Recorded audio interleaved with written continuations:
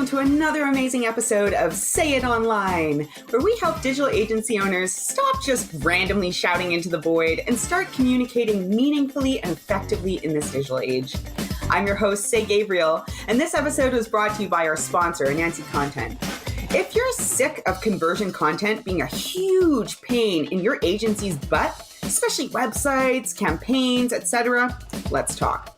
With the smoothest content process ever, a team of unbelievably skilled and organized content strategists, and years of subcontracting experience, Anansi is looking to make your life as a digital agency owner unbelievably easier. Just head, if you're interested, to anansicontent.com, that's ANANSI content.com, and hit Let's Talk. And now, without further ado, here's our episode. All right, so today we are talking about how to implement a growth strategy. So we talked already about what the different components are, what it is, and today we're going to be going through the process that you would actually go through either yourself or with your client. So basically this breaks down into two different parts. Celene, did you want to tell us what those are? Yeah, so there's the two different parts are basically the initial part, so actually implementing it. And starting it off and kicking it off and all those things. And then like repeating that cycle every month because it's a growth strategy. It's ongoing. It's used to grow your business. So those are the two parts is the actual kickoff and then doing it every month. Awesome. And then there's also subparts to each of those. So basically in the implementation process, you're looking at 3 simple steps to get going. It's actually not as complicated as you might think. So the way we like to do it is just kind of get an orientation on where the client's at with a little form. Then we move into the interview, and then we go into basically a launch call where we present it to them. And then from that, basically you go into the repeating cycle. So the repeating cycle, by comparison, you're doing, reviewing, deciding, and then doing again. Now we're going to get into a little bit more detail here in case you're still feeling a little bit confused. But that's honestly basically it. 7 steps. It's not super complicated. Yeah, that's obviously very high level, but it sounds totally doable. So I know for kind of that implementation phase, you mentioned a form. What exactly would be included on that form, and who actually does it get sent to? Does it get sent to the client? Is it something that you work on together? How does it work? Yeah, great question. So at this point, hopefully you have already done some sort of foundation work with your client, or they've done some sort of foundation work somewhere else. So basically, this form, you don't really want to rehash all of that. It's sent to the client usually to reorient you based on everything you already know about them to make sure that you're on the same page about goals and also understand basically what they're already doing. So we break it down into 3 different parts. So the first part is really about picking a top level goal, right? Now we as strategists might refute that top level goal and basically give them a different option that we think is more aligned, but we want to know what they're thinking of. And that's kind of part 1. Part 2 is all about metrics. So unless you've already got this information, it can just be really, really valuable to understand what sort of metrics they're used to working with. What sort of metrics, are they tracking opens on their emails? Do they have Google Analytics installed? And a question that I really, really love on this topic is actually if you had to find your metrics in 20 minutes, could you? Because I think that's the real test. If your metrics are useful, you should know where they are and know how to interpret them. Otherwise, they're just numbers that are sitting somewhere. And then part 3, so just as a quick recap, so part 1 is understanding the goal. Part 2 is really understanding the metrics. And part 3 is really just open-ended. Like, what's your vision for the business? What are you working on right now? What do things look like in a year? What sort of marketing activities are you already doing? So the first 2, and we're talking like this is less than 10 questions, are quite fixed. But then the last one is the place where they can kind of just dream and share and give as much detail as they want. That makes sense. So from what I'm understanding, it's a combination of kind of like, check off a box or choose a bullet where you give the options and they choose their answers. And then there's also some kind of more open-ended questions where they can fill stuff in. Yes, exactly. So we like to I like to keep things fairly simple. The more decisions you give people, the more decisions, well, they're going to take on and make. And they might not always be the best person to make those decisions. So I find the more constraints you can put in place, well, of course, still giving an area for that creativity, usually the more successful your strategy will be. There you go. So I guess now that you have that form, what do you do with it? And how does that tie into the next step of the process, which is the interview? Yeah, great question. So the interview is kind of not what you'd expect. You've gotten the information in the form. So the goal here isn't just to rehash all of that in the interview or rehash the stuff you've done before. We find you can keep this super, super short, 30 minutes. It's really just to dig in, to ask why behind the stuff they put in their form, to make sure that what they wrote down is actually fully aligned with what they're doing and what they're hoping to do. And make sure that you guys are on the same page, actually, not just in theory. And I'm guessing as well, this would be where if they chose like a high level goal that makes no sense for their company, you could gently kind of like push back and redirect them and share your expertise. Yeah, exactly. So the next thing that we're going to be talking about, the launch call, right? Like that's really where you're going to be presenting the strategy to them. But the interview stage is where you really sow the seeds of that, right? It's where you can start to, put some ideas together about what you might be considering working on. If they've been throwing ideas at you, it's a time to kind of navigate and understand. But this way, there's no nasty shocks, hopefully, when you're actually on the launch, you're presenting a strategy to them. They have a pretty good idea of what's going on at that point. And because you've kind of towed them into it at the interview stage. That makes sense. So other than like kind of presenting the strategy, is that all the launch call is? And then you kind of dive into the content, or what is like the segue from the launch call to the repeating cycle? Mm, right. So basically, the thing that makes the growth strategy really different and valuable, as we've talked about quite a bit before, is the cyclical nature of it, is the fact that it can evolve with your actions, with your business, and the fact that it holds you to action. I think that's probably the single biggest thing, is how it breaks big things down into small things and holds you to action on them. But that's not the whole picture, right? You do still need to be putting these aspects into place in kind of a written way, in a way that is somewhat concrete, so that you have a launching off point that you can move from and kind of make your decisions based on. So the launch call seems simple. I mean, on one level, yes, that's all you're doing. You're going through the document, you're going through the document you've put together. You're explaining to them like what it's going to look like, what your future meetings and stuff are going to look like, what maybe you're talking about what you're going to do first. But at the same time, more than that, you're really setting a foundation and creating expectations for what your relationship together is going to look like, right? You're giving them the opportunity to put ideas down, right? You're showing them how you're going to be problem solving. And more than anything, you are helping them focus through that process. That is really, we're going to probably talk about this more, but that's the real MVP of the growth strategy. Mm-hmm. And I really like what you said about setting expectations, because I feel like with any project, the most successful ones are where not only are you on the same page, but the client knows what they're getting. They know what to expect. They know exactly what the process is going to look like, and they don't have any confusion or they're expecting something different than what they get. And because they already know like it's laid out, there's that proven process that they know is going to be followed.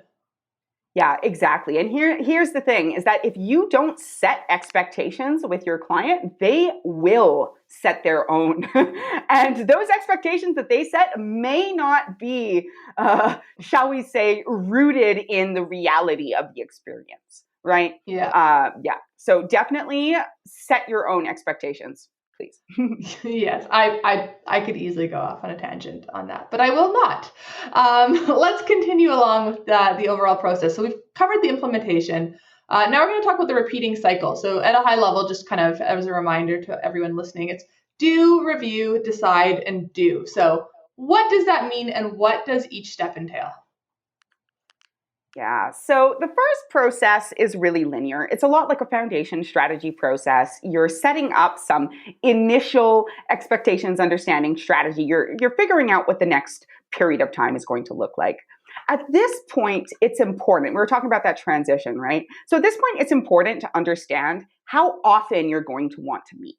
Now, I strongly, strongly recommend when you're putting together a strategy, depending how much resources they have to put in, so like time, energy, money, I strongly, strongly recommend keeping it as simple as possible. So, I mean, one current priority, maybe 2 or 3 metrics or goals for that current priority. But depending on, how much you are taking on your plate, you're going to have to meet at least monthly. You mentioned a monthly cycle. Now, if you're working on more stuff or if you're just getting going, I actually strongly recommend meeting weekly if you can, even if it's just for a super short period of time, even if it's just 20 minutes, because I think it's better to establish that accountability and that routine before things have moved too far along, right? Because at the beginning, there's going to be a lot more kind of shifting in terms of what you're working on. Then it will settle into a little bit more of a solid rhythm of incremental progress. So basically, at the launch call, you'll have already decided what the first things you're going to take action on. So that repeating cycle is you're going to do. And that is, writer is writing, client is doing whatever homework they've been assigned, gathering information, right? Maybe you're doing some back and forth over that. Then, quite simply, you're going to review that work. But you're not just going to review that work, you're going to review the entire strategy and all of the metrics. So, did this thing, once it has been launched and put into the world, did it do what we wanted it to do, right? That's the review stage. It's really an observation stage. And then it's not enough to just observe. It's not enough to just look at it and say, okay, this worked, this didn't, etc. You then have to make some decisions. Those decisions could be to just move forward, but sometimes those decisions are going to be responding to circumstances. So during the review stage, I like to actually just collect all of the things that need to be decided on, right? So issues, challenges, questions, etc. And then tackle them all, prioritize and tackle them all in one go, basically. So whatever time you have allotted, you're always focusing on the highest priority thing, versus if you're trying to decide during the review phase, that can just drag out and out and out. And then once again, that brings you back to doing again, because once you've decided, it's time to go out and take action. If you make a decision and you don't take action, then that decision isn't going to make you successful. It's just going to sit there and you're going to sit there in limbo. So this is really the rhythm of it, right? And like I said, this could be a monthly rhythm. This could be a weekly rhythm or anywhere in between. But the point is that you are moving through this again and again and again. And every time you come back to do, you are moving forward wiser, more focused, and more empowered. Okay, that makes total sense. So what I'm hearing is basically like review and decide are what's happening at the meeting, and then the doing is kind of is what's happening between meetings. And then when you come together, you review and decide again. Yeah, exactly. Exactly. Yes, you're not doing during the meeting usually. Yes, that could potentially take up a lot of valuable time. And then when we do the review and the decide, is that just basically going through the strategy framework that we talked about last week? Yeah. So once again, I'm trying to make this as high level as possible so that your, whatever your current process is, whatever your current documents are, you can hopefully leverage this framework. But of course, I also strongly recommend just using the template that we put together, which we are sharing for all listeners here on the show notes page for this episode. And basically what that looks like, as we discussed last week, go tune in on that episode on the components of a growth strategy. But you're basically looking at your metrics. You're looking at from top down, and each one of these follows each other, right? Your goal, your current priority, your metric, and then your next action, and then basically the actions that were completed and any notes and stuff that come up there. So that's what you are reviewing. You're reviewing the metrics and the success around the thing that you did, the deliverable. Sweet. And so speaking of kind of the actions and decisions and these sorts of things, you mentioned at the beginning of our chat focusing and how important it is to focus when you're making decisions. Because let's face it, I mean, I've also been going through the growth strategy with you and Jazz. It's really easy to just want to do everything or to get like caught up on like one little thing and really excited in that. So I guess talk a little bit more about like not only like why is focusing important, because I'm sure people will be like, oh, of course focusing is important, but how to do it as well. That is such a good question and so important. And I will say this is that, when we were first rolling this out to the strategists, a lot of them were feeling a little bit intimidated by the different elements of it, like, the organization level, or maybe just the sheer the sheer pressure on like metrics and numbers and having to do that for clients who have, like different systems of tracking and different partners and all this different type of stuff. But I will tell you this, the most challenging and the most important thing in all of this is actually, it's not the metrics, it's not setting the priorities, it is the act of focusing. And that is because we are idea generating machines. And our clients are usually idea generating machines too, except without the expertise to make those ideas flow in the right direction. So, what ends up happening there is, I'm sure many of us have experienced this before, where you can so clearly see that a certain strategy or action is going to move your client forward, but they're too busy being distracted by this thing that their friend told them or that this other company is doing. And they don't necessarily see why they have to pick just one or why it has to be that one and not this one. And really, a growth strategy is a great opportunity to basically corral them in a little bit and get everyone moving in the same direction. Yeah. And yeah. It's funny because I know, like, for us, it just sounds like, oh, we're just spouting this like experts. But to you who's listening to us, trust me, like, many, many times we like focused and then we thought we were focused. And then all of a sudden we like take a step back and we're like, wow, we need to corral this again. And we've done this several times. So it's also important to like refocus. This is not like a one time thing that you can do, because when you have so many ideas and you're so excited, it can quickly, kind of grow again into many different focuses that, or they're not focuses anymore, but many different areas that you're looking into. Yeah. So you're so totally right, Celene. It's not just clients, it's us, it's you, it's doing it for your own business as much as anybody else. But you can't do everything.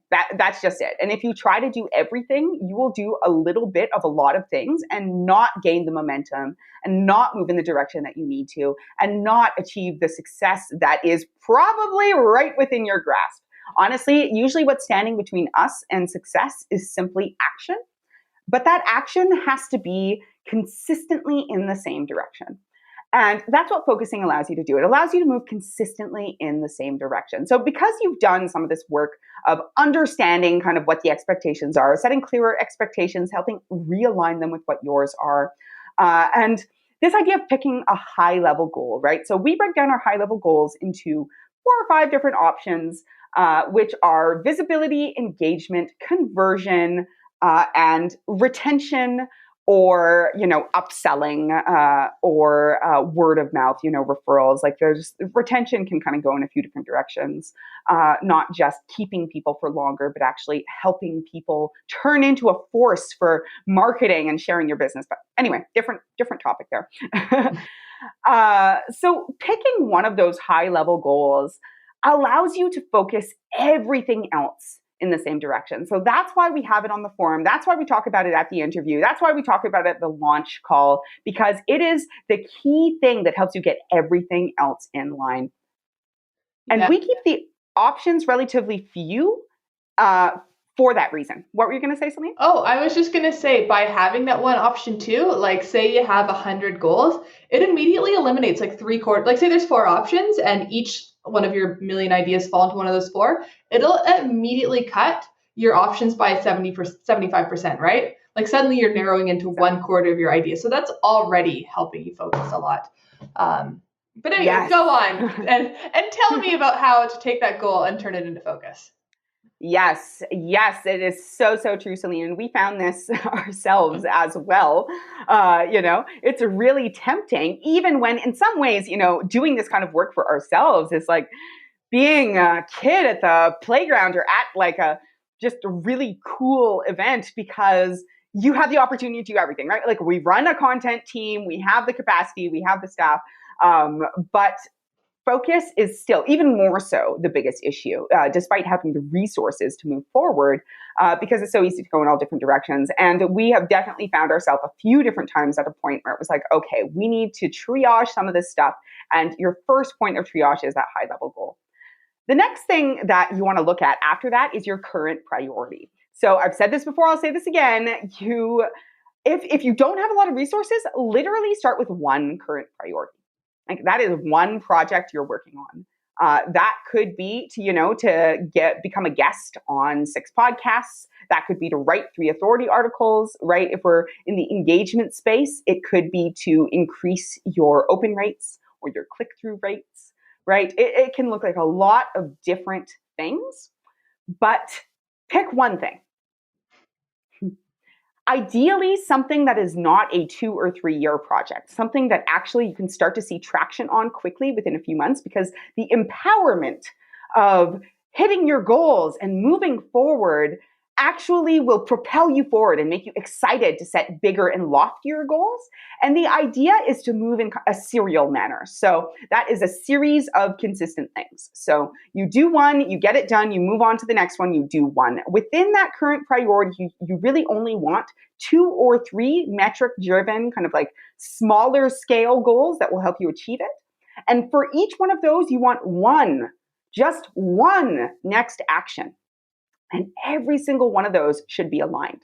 So what I mean by that is if you're in an awareness goal, a visibility goal, so that's new eyes on your thing. So you are starting out with visibility as your high level goal. Your current priority, make sure your current priority is something that is leading quickly and provably towards more visibility, right? You can have some ideas on your wish list for what you're going to do next, but pick one thing. Then next, break that down, right? Make sure and check in these 2 goals that I have, these 2 metric-driven, smaller goals.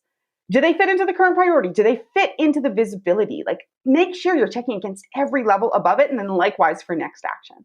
Yeah. I feel like what you're describing is a classic funnel, right? Like where you start at the top and it's very broad and big and you have 10 million ideas.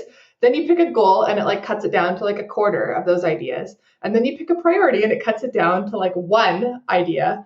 And then, you double check it against your goal. And then you pick a next action and it takes that that priority into like one single step to do. Or sometimes, potentially like, you'll list out some more steps, but you have exactly one step to focus on from like hundreds of ideas. Yeah, absolutely. Not only is that a typical funnel, but the point of a funnel is to focus potential into action, right? So that's exactly what we're doing here, is we're taking a broad scope of potential ideas, potential actions, just like in a funnel, it's potential people, potential clients. And we're screening and screening and screening until we're taking a very small amount, comparatively, right, of actions or people that we're going to be working with that we can really help and move forward. So yeah. And the last thing I'll say on this is to really keep it simple, if that wasn't obvious, and within your field of expertise. So if you're the one who's doing this, it can be really, really tempting, to maybe set this like complex data-driven Google Analytic goal or something like that. But if you've never worked with Google Analytics, maybe start with something that you can count on your hands, like once again, like podcasts or authority articles or something like that. Like a metric doesn't have to be complex to be effective. It just has to be effective. And if you're keeping it within your field of expertise in terms of what you can do effectively, then you will naturally expand as time goes on. But you're way less likely to not hit that goal, to misgauge something in it, or just straight up to make a fool of yourself. Yes, so true. So now we've kind of gone over what the process looks like at a high level and gone into a bit of detail and talked about focus, which is like one of the most important aspects of implementing a growth strategy and one of the biggest benefits. I guess, it sounds good. Everyone listening is like, oh yeah, let's go do this right now. What are like some other tips that you have or some things that you have like discovered through doing the growth strategy yourself that would be useful for people here before they dive into it?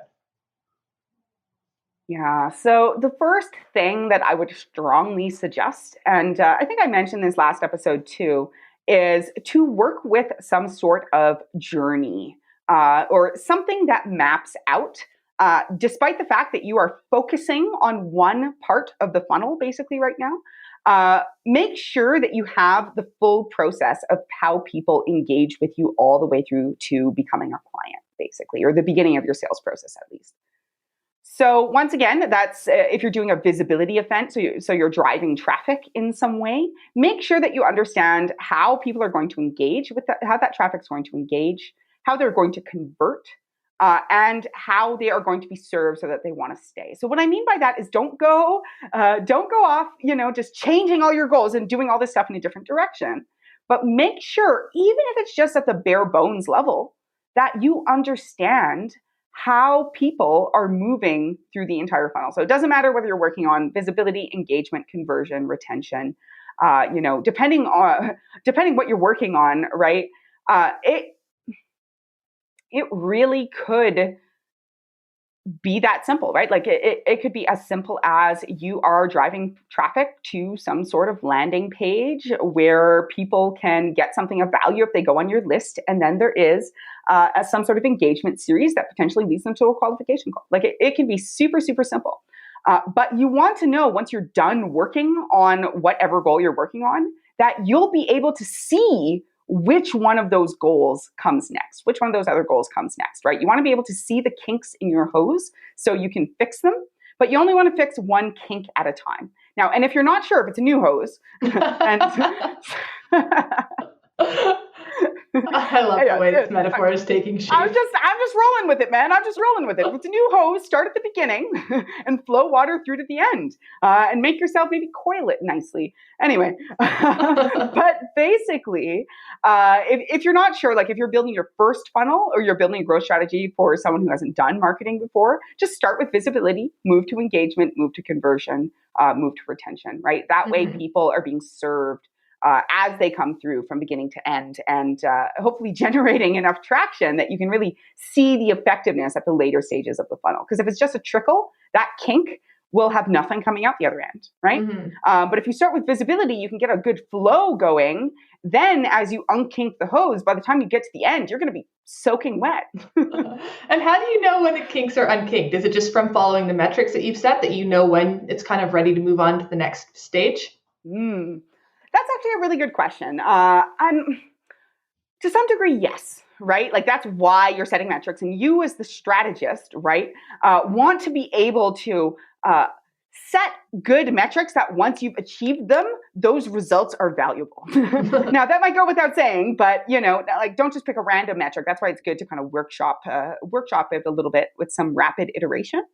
Especially at the beginning, right? As you go forward, you want to move out of rapid iteration and into consistent incremental progress. But at the beginning, you might be experimenting a little bit more with little bits to see, little bits at a time to kind of see what's successful. So, sorry, can you, what was the question again? I'm already on a different track in my mind. That's okay. I was just kind of using the hose metaphor to say, like, how do you know when to move on to the next stage, from like visibility to conversion to whatever it is? Like, how do you know when that kink's unkinked and it's time to kind of move on to the next thing?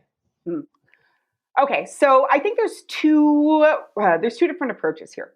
So one is that kind of rapid iteration model that I looked at. So if you understand the marketing engine, so what I mean by that, marketing engine is a term coined by YouGurus, I think a training company that we worked with for many years.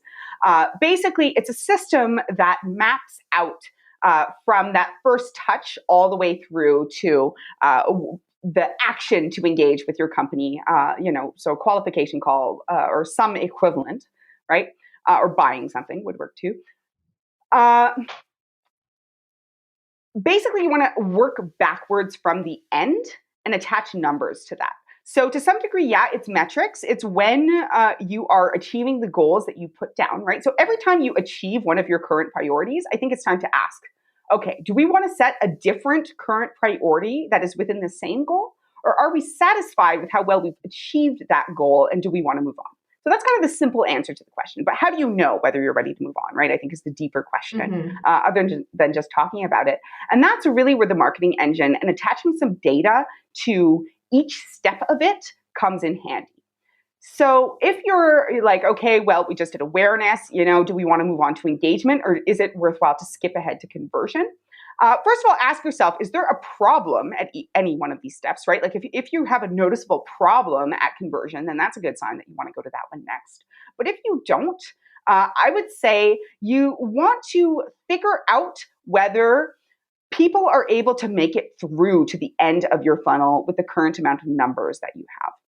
What I mean by that is that with the visibility, I'll just take that because it's right at the beginning, right? A lot of people need more traffic, need more leads. So I think it's a pretty safe bet to look at. Let's say you had a relatively simple goal, like you wanted to publish a certain amount of authority articles, or you wanted to guest on 6 or 10 podcasts.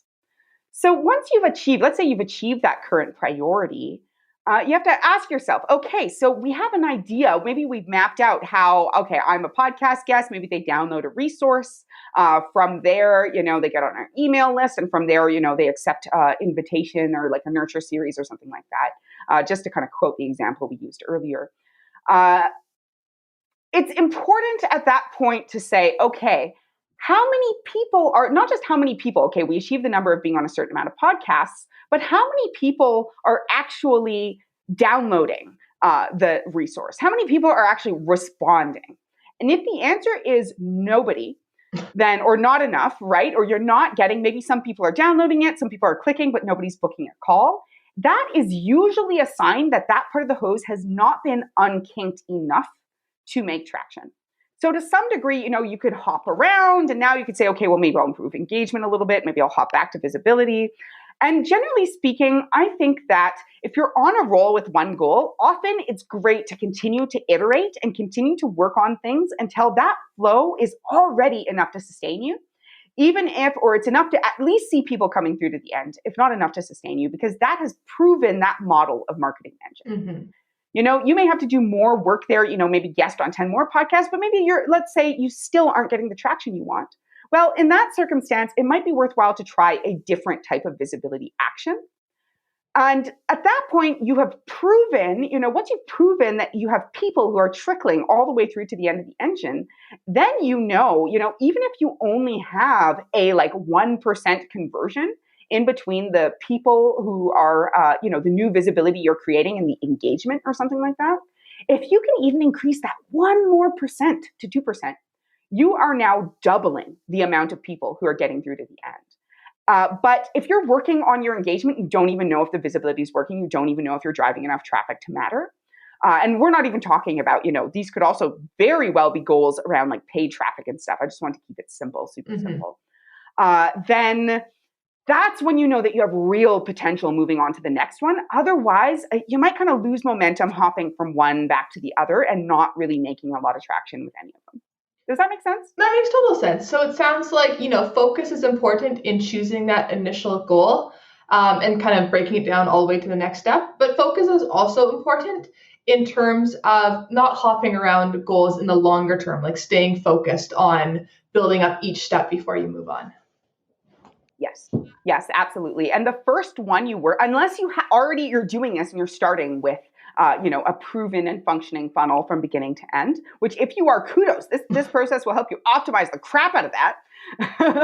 But, I'm just putting this out there like you're building this for a client who does not have a successful marketing funnel in place, then the more work you can do on the initial one typically and making sure that initial one is the one you need, the more traction you'll get, the more quickly, in my perspective.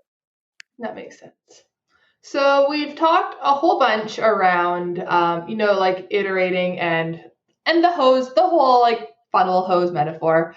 But in terms of, now that we've done growth strategies, both for ourselves and for other clients and stuff, what are some pitfalls that you found that, other people might find so we can save them the time of having to solve it themselves?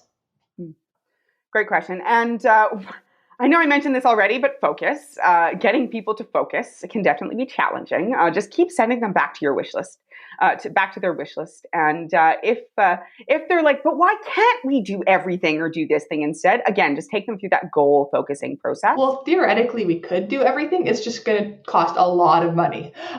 Yeah. Exactly, right? The quicker you want to move, generally the more resource intensive it is.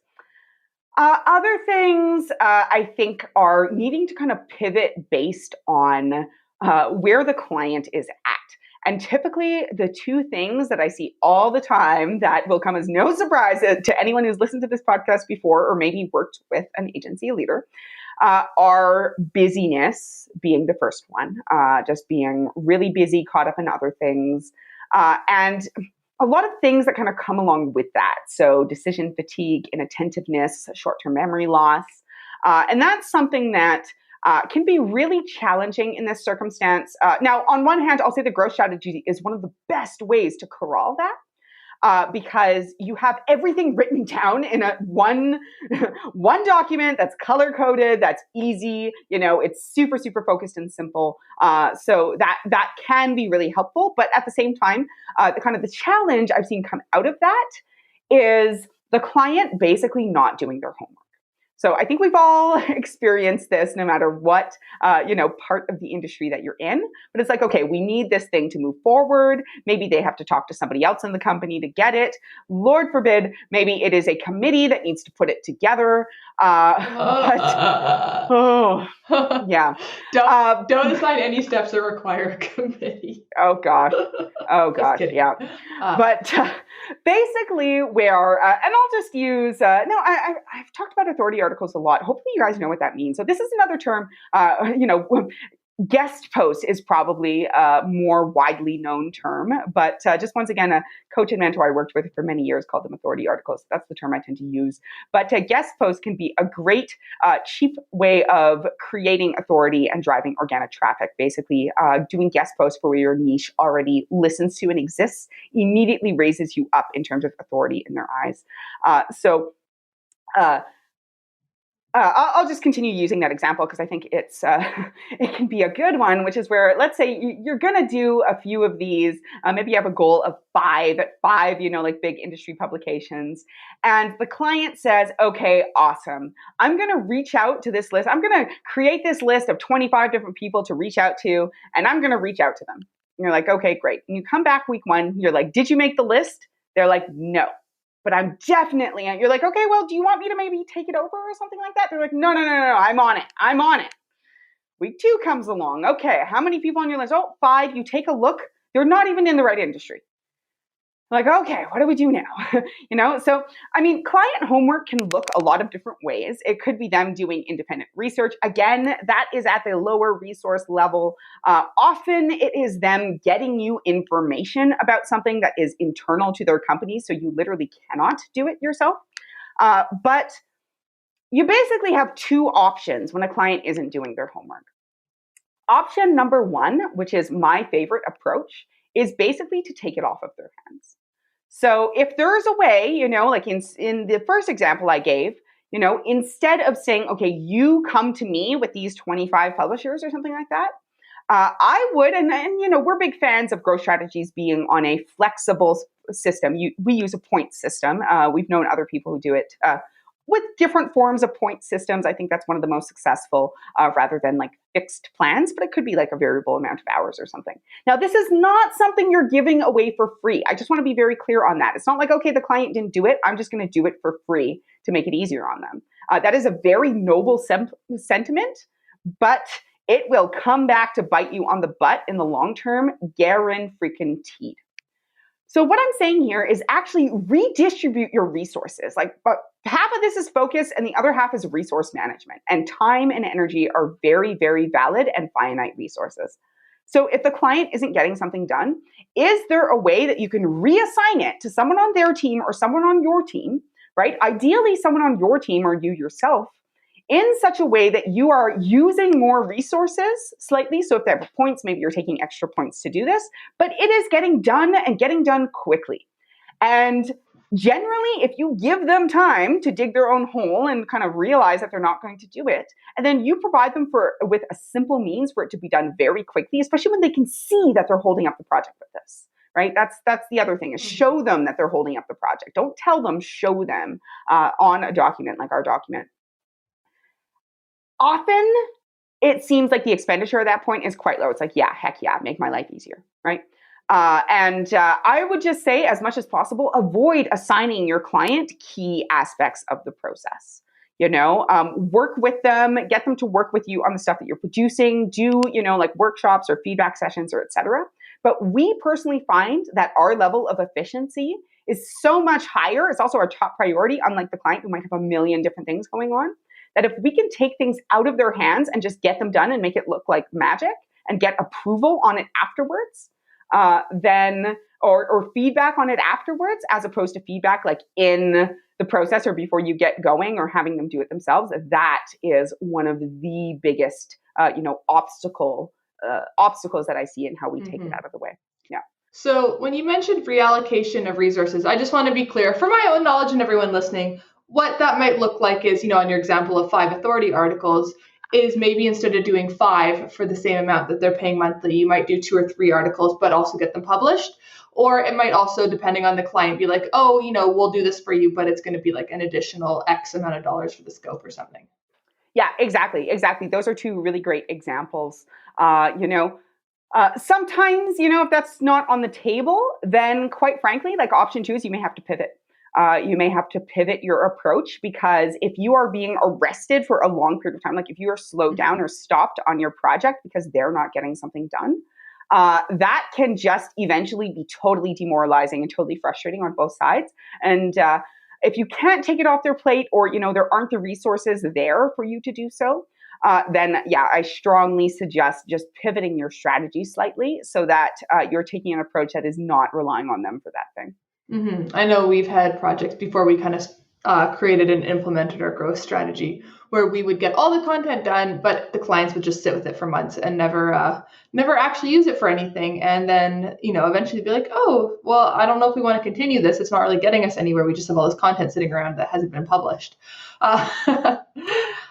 Which, hasn't happened very often, but it does happen when clients are really busy or they aren't really sure what to do with the content they're actually getting.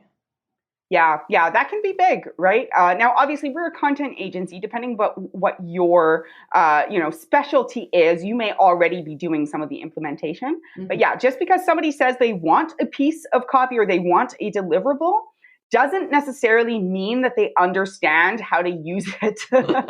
And that's why, the marketing engine activity can be really good. But also, just once again, make sure getting things fully deployed so that you can track them, right? So that you can review and decide again, is far more important than them being perfect or them being the perfect strategy. Yes, I wholeheartedly agree with that. Not that I disagree with lots of what you say, but that especially is very true. So I guess before we wrap up here, do you have any final thoughts or comments or anything on implementing a growth strategy? Yeah. I just want to point to one more thing, which we've kind of hinted at a little bit, which is decision fatigue. So I would say one of the hidden strengths of this process, the growth strategy process, is that it not only helps you focus, but it eliminates a lot of the decision fatigue that comes with putting together marketing projects in this world of overstimulation and too many options. And a lot of the time, your client may very well be struggling with decision fatigue. If they are a business leader, it's pretty much guaranteed they're struggling with it at some point or another, depending what's going on in the world as well. Right now, there's some pretty intense stuff going on in the world. And I think everybody is suffering from a massive amount of decision fatigue because people are having to make the same decisions. I'm stealing this from you, Celene. You told me this, but it really helped me, which is that people are having to make the same decisions over and over and over again because things are changing day to day with, pandemic fear and all this kind of stuff. Or, perhaps by the time this episode is being published, pandemic boredom.